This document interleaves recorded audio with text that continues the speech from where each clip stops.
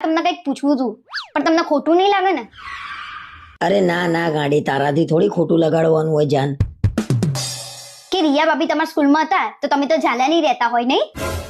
અરે રિયા ભાભી જેવી તો સ્કૂલમાં 17 હતી. ઓહ, તમે સ્કૂલમાં ભણવા જતા હતા કે આ બધું જ કરવા જતા હતા? અલ્યા ભણવા જ જતો તો. શું લેવા મજા લઉં છું મારી? અત્યારે લગન પછી તમે હખણા નહીં રહેતા તો લગન પહેલાની તો વાત જ ના કરશો. અરે ના રે ના, મારા તો મનમાં આવું કશું નહીં. કોઈ તો કે તમારી વાત તો સાચી છે, તમારા મનમાં તો આવું ના જ હોય.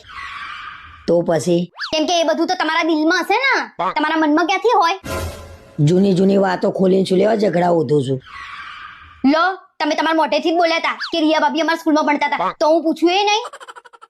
પણ તું રિયા ન જઈને જાતે પૂછી લે ને, જા. મારું મગજ બગાડ્યા વગર. ઓહ, રિયા ભાભી માંથી ડાયરેક્ટ રિયા? તમે તો સ્કૂલમાં એક જ બેન્ચ ઉપર બેસતા હશો નહીં?